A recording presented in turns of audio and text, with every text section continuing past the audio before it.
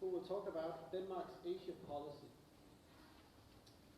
Now, as I'm sure you understand, these distinguished speakers are busy people, so we will finish on time at 10:45.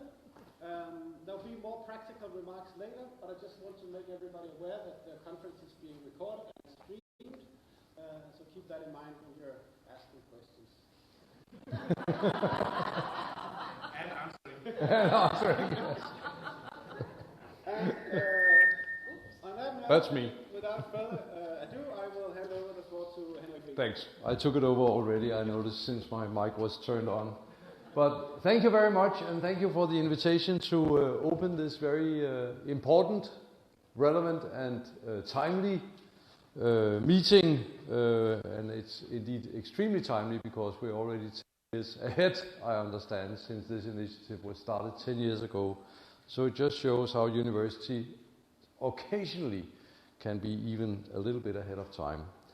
In the 10 years that have passed since the launch of ADI, Asian countries have only become more important economically, politically, culturally, and may I add, environmentally, and in so many other important ways. In fact, today it's probably fair to say that all eyes and ears are on Asia. Needless to say, 60% of the world's population resides in Asia, and Asian countries are major drivers of economic growth and increasingly also science and technology. At the same time, Asia faces great political, cultural, and environmental challenges with increasing importance for our global stability. Even Donald Trump does not dismiss the importance of Asia, as we have noticed last week in Singapore. Therefore, it should come as no surprise to you that the University of Copenhagen considers cooperation with Asia and Asia universities to be of great significance. The theme, or rather themes, of today's conference are transition and disruption. These themes or trends are both very relevant but also quite familiar to me and to universities. It's my clear impression that universities are at the forefront of both of these trends. I mean, scientists from the University of Copenhagen has been disrupting for more than 100 years through basic research and our research-based education. The American senator and sociologist Daniel Patrick Moynihan said, some of you may know this quote very well, if you want to build a world-class university, build a great university and wait 200 years. I believe that statement was correct in a historical sense, but I actually also think, looking at China, that it may be possible to build world-class universities in a much shorter time frame. So one of the university's key roles in this world is disruption to the benefit of society. And there is usually no need to fear the kind of disruption that comes out of universities. History has shown us that research-based disruption has had the potential to advance the quality of life and may continue to do so for as long as we can see. Transition is also a very positive university-related word in my vocabulary. I recently visited Beijing University as part of their 120 years anniversary, where I had the pleasure of hearing about societal transition with Chinese characteristics. I believe many of you know much more about this issue than I do, but it is indeed fascinating to observe how this transition is coming about with a strong focus on science and education. And to see how many Asian universities have leaped and are still rapidly moving to the top of the international university rankings, coming back to my point about 200 years, that may be a fact of the past, but it seems to be not necessarily facts of the future. Asian universities are going to move into the international elite very rapidly. We should all benefit from this rapidly increasing science-based knowledge production to make the world a better place for all of us, and to help us, of course, solve the great global challenges that we are also addressing, needless to say, climate change being at the top of these challenges. I believe that the Asian mindset, with its patience and diligence, is very well suited to join forces with the European eagerness to live up to and meet these responsibilities and challenges. In fact, I believe that deepened relations with Asian countries are essential if Denmark and Europe are to prosper in the 21st century. We should be mutually inspired through openness and closer collaboration across the borders, be they geographically, culturally, or scientifically. To this end, knowledge of the cultural, political, socio-economic, and linguistic particularities of Asian countries is crucial. We need to prepare our students for the globalized world in which we live. This also requires interdisciplinary approaches to both research and teaching on Asia. University of Copenhagen is committed to ensuring that a critical mass of our students are equipped with linguistic, social, and cultural skills to work in partnership with Asia in the face of global challenges, but also the great opportunities of the future. And University of Copenhagen is committed to maintaining our current collaborations with Asian universities and to seek out new partners among top universities in the Asia-Pacific region, including India, South Korea, China, Singapore, Japan, and Australia. I believe that ADI are a very vital element in fulfilling these ambitions. So thank you to ADI and congratulations on your 10 years anniversary. You are now moving into your teens with all the challenges that entails, but also becoming wise, because that also comes with growing up and not being a child anymore. You should become wiser and more socially cognizant and responsible. So I look forward to the next 10 years of ADI, and I'm happy to welcome you all to this 10th ADI conference.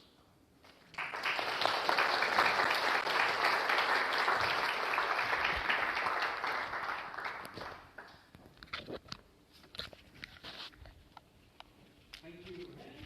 And we will now proceed immediately to Ambassador Ulrik Vestergaard Knudsen, Permanent Secretary of the University of Foreign Affairs, who, as I said, will address Denmark's Asia policy.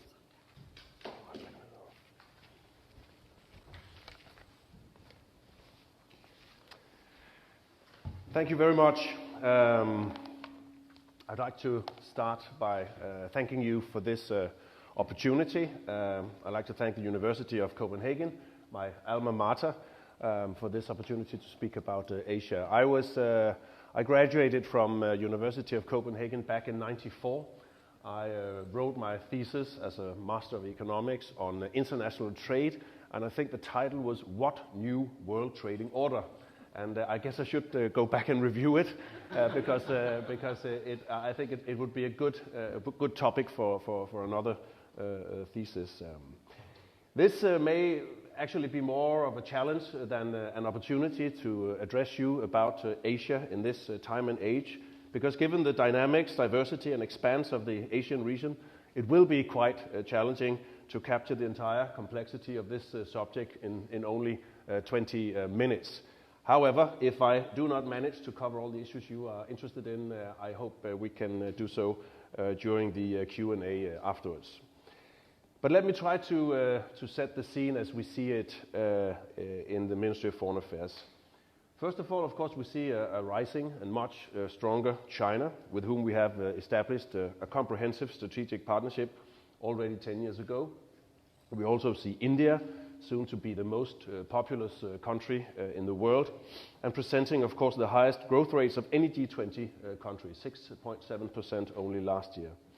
In Northeast Asia, Japan and South Korea are both successful and economically strong countries with whom we have established very close political and economic ties. And in Southeast Asia, we work closely with many of the 10 ASEAN countries, including Indonesia, which has the largest Muslim population in the world.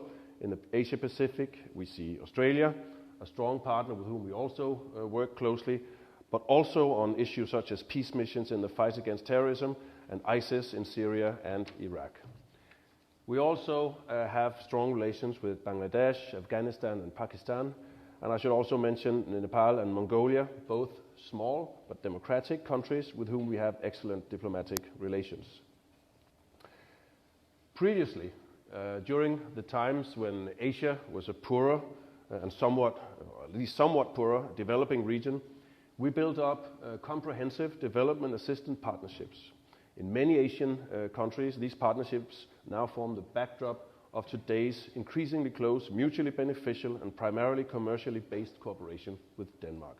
That is a tremendous shift in partnerships.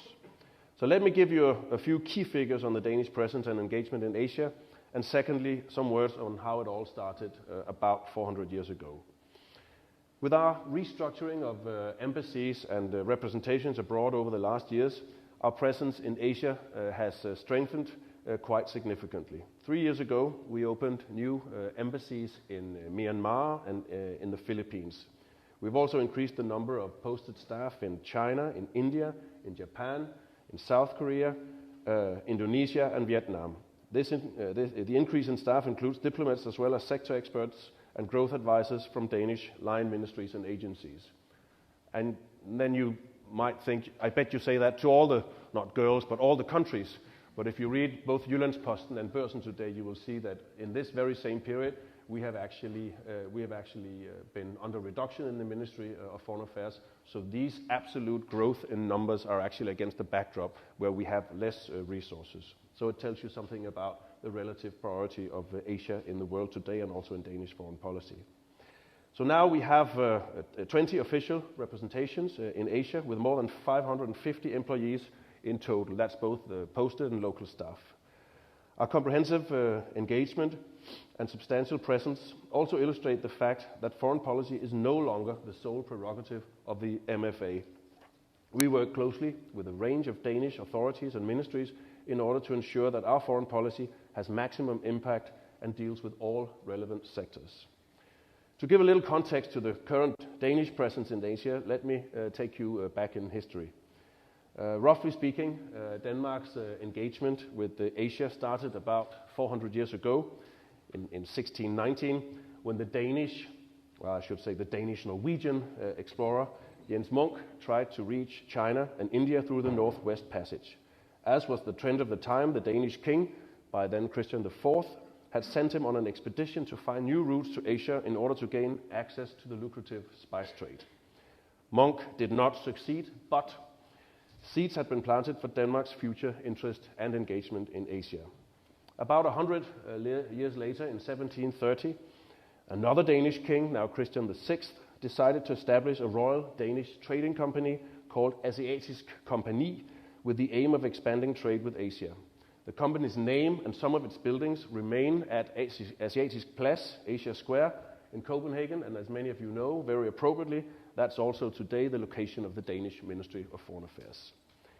Spearheaded by the king's ambitions and by Asiatisk Kompagni, Danish aspirations primarily related to trade and commerce. The aim was to make Denmark competitive with other European states and to gain a foothold in the growing and lucrative global trading system. Sounds familiar? Very much like today, really. In the 19th century, the increasing trade with Asia resulted in the establishment of Western-style diplomatic relations between Denmark and Asian countries using treaties of friendship. A prime example is the 1867 treaty with Japan, which we celebrated last year, marking the 150 years of diplomatic relations. Very much in line with Denmark's historic aspirations, as I said, current Danish foreign policy in Asia also underlines the importance of benefiting from free trade and globalization in order to preserve and secure the future of our economy and society. Today, Asia has seen a remarkable transformation since the Second World War. From being heavily reliant on foreign aid, Asia today is the most dynamic and prosperous region in the world. With the rise in power of countries such as China and India, the global axis of power is gradually shifting towards the east. And with the impressive economic development in many, many Asian countries, Asia is today widely recognized as the world's economic powerhouse. With this, a sea of opportunities, of course, for engagement has opened also for Denmark. The booming Asian economies give increased opportunities for trade and investments. Unlike the days of Asiatisk Kompagni, where Danish merchants went to the Far East in quest for spices and other products, today's trade is largely driven by growing Asian middle classes demanding quality consumer products and innovative solutions in areas such as food safety, sustainable energy, clean water and air, as well as development of livable cities. Yes, books are even written about how to Copenhagenize cities. Danish exports to East Asia have grown by as much as 85% from 2005 to 16, and imports have grown by 77%. This is an impressive improvement in foreign trade, and it's a testament to Asia's status as an economic powerhouse. Our trade reflects the growing importance of Asia. China, Japan, and South Korea are all among Denmark's top export markets, and India and Indonesia both have huge potential for increased trade given their sizable domestic markets and impressive economic growth rates. While economic cooperation becomes more important, we also see many Asian countries increasingly becoming partners for us in multilateral affairs when dealing with an array of global challenges, from climate change, sustainable development goals, poverty reduction and migration, to terrorism and religious extremism.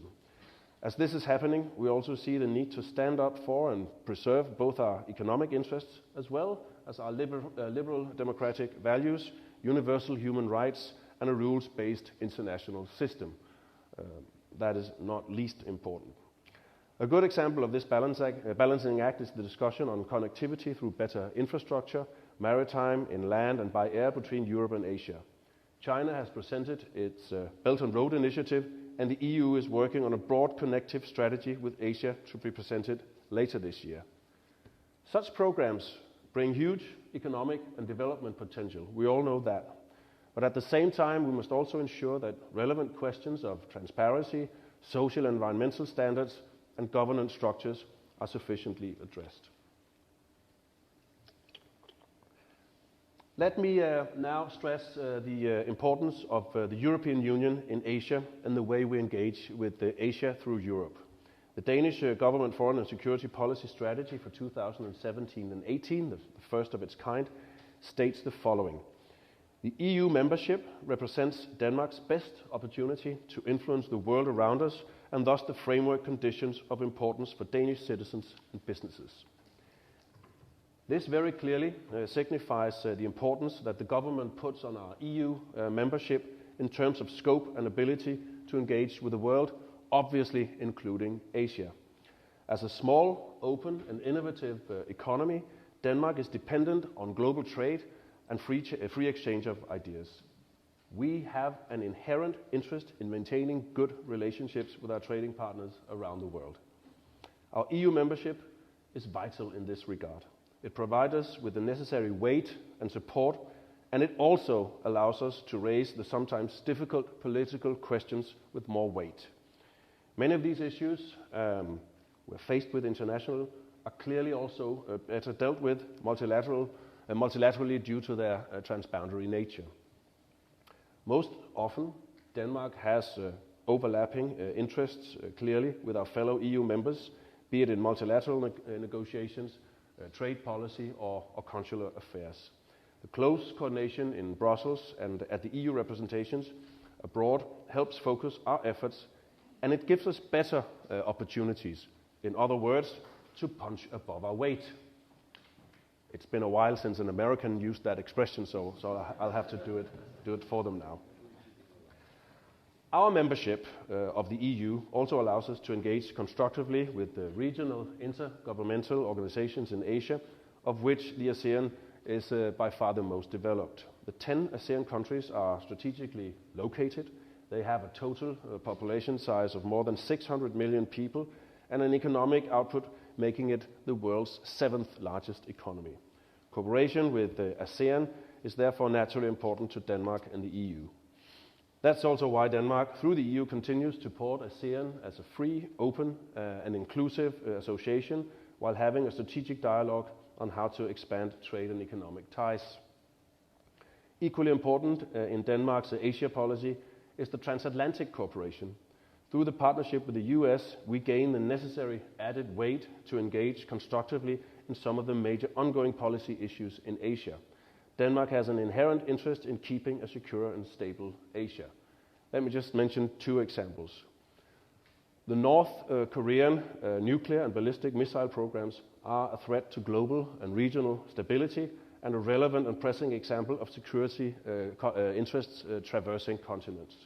It is very positive that the US and North Korean leaders met last week in a historic and unprecedented meeting where they agreed to a process that hopefully will lead to denuclearization. I'm tempted to say it's going to be tremendous. Japan and South Korea are both playing a key role in solving the challenging situation in North Korea, and that should continue to be the case. South Korean diplomatic skills have been significant in paving the way for dialogue between the US and North Korea. Denmark supports that dialogue. Together with the US and our allies, Denmark remains committed to supporting full, verifiable and reversible denuclearization of North Korea. Another example is Afghanistan, an example of the importance of the transatlantic partnership in Asia. The instability in Afghanistan is posing a threat to security in local communities in the wider region and potentially also in Europe. If the international society does not assist the Afghan government in promoting peace and stability, Afghanistan could again become a safe haven for international terrorist groups and a source of unchecked migration to Europe. We cannot allow that to happen. So we must assist Afghanistan in a partnership with about 40 other nations, and the engagement is a good example of how important a joint and coordinated international approach is. In this, the US plays a vital role, not least in influencing key neighboring countries in the region to engage constructively rather than pursuing narrow unilateral interests. Let me now turn to what we have coined economic diplomacy. The Ministry of Foreign Affairs has an integrated approach to trade and foreign policy. We believe that diplomacy can leverage economic interests and vice versa.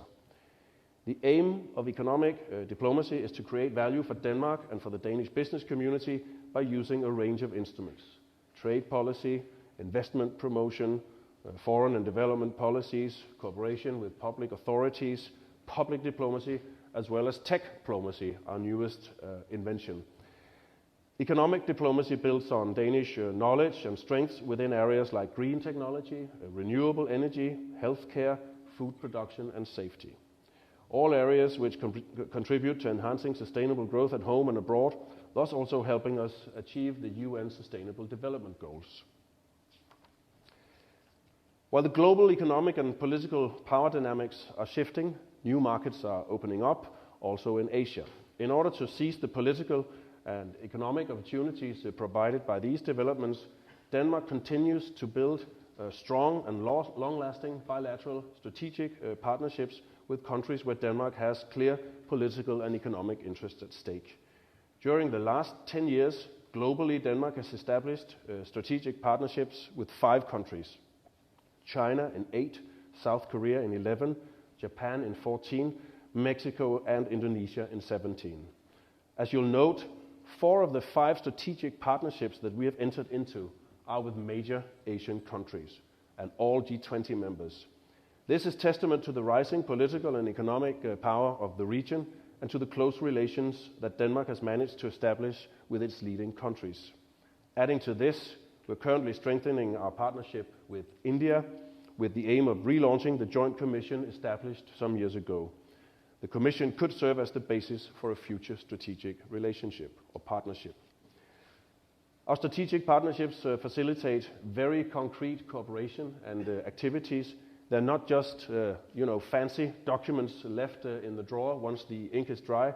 They build on very specific cooperation agreements within selected sectors. And they facilitate high-level dialogue on common foreign policy priorities, For example, Denmark has an extensive dialogue with both China, Japan, and South Korea about issues such as free trade, security issues, multilateral cooperation, and the Arctic. Before concluding, I want to briefly highlight our strategic cooperation with China, also highlighted this week by the fact that the foreign minister is going to visit China on a high-level visit. Denmark is the only Nordic country to have established a comprehensive strategic partnership with China. This gives us, of course, a comparative advantage, and it has been the backbone of our extensive cooperation during the last 10 years.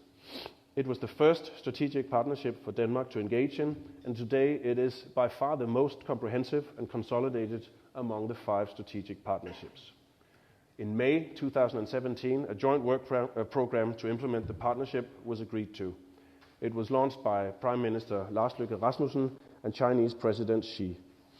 The program sets out 58 concrete fields of cooperation involving more than 80 Danish and Chinese authorities. Under the joint work program, China and Denmark cooperate on issues such as drug administration, certification of food products, and renewable energy. We carry out joint research programs, exchange universities, as well as artists, and we have a joint project on anti-corruption through the Danish Ombudsman, just to name a few of the actions under the joint work program without going into pandas. The joint work program also allows for a more strategic and comprehensive approach to Chinese-Danish cooperation, and it highlights the possibilities for cooperation across sectors and a truly whole-of-government approach. It also gives us the platform for a dialogue and discussion on issues where 2 countries do not necessarily agree. This includes issues related to human rights. Let me stress that issues related to the protection of individual freedom and human rights are in general important elements of our Asia policy, indeed of our foreign policy. Just to give one example, earlier this month, the Minister for Development Cooperation, Ulrik, together with former UN Secretary General Kofi Annan, hosted an important conference on the situation in the Rakhine state of Myanmar. Hundreds of thousands of Rohingyas have been expelled to Bangladesh. In this and in other countries where human rights violations take place, Denmark is actively engaging, working for EU sanctions, raising human rights aspects in the Human Rights Council, and advocating for accountability when needed. I'm about to conclude, so let me stress that Denmark's interests in Asia find their roots in history. We began our engagement in Asia in the mercantile era some 400 years ago out of commercial and economic concerns. We needed to get a foothold in the increasing global trading system. Fast forwarding 400 years, and our presence and engagement in Asia today builds on a very strong and direct presence through our embassies, extensive bilateral partnerships, and close multilateral cooperation with key partners. By building trust and cooperation, we're also creating the best possible trading conditions for our companies abroad, while making sure that we reap the benefits of globalization at home. The slow-sailing vessels of the past that were traveling for months have now been replaced by fast aircrafts, ITC solutions, and people with a very global mindset, thus moving us closer to Asia. The gradual global shift in power towards Asia has added another and equally important dimension to our engagement, the strategy for economic diplomacy and our strategic partnership. But unlike the mercantile era 400 years ago, we no longer need to stand on our own. Through our EU membership, we continue to defend our liberal democratic values and the rules-based world order, something that is perhaps more important today than ever. Looking ahead, I believe that our EU membership will become an even more important part of how we engage globally, and not least, of course, in Asia. Thank you very much.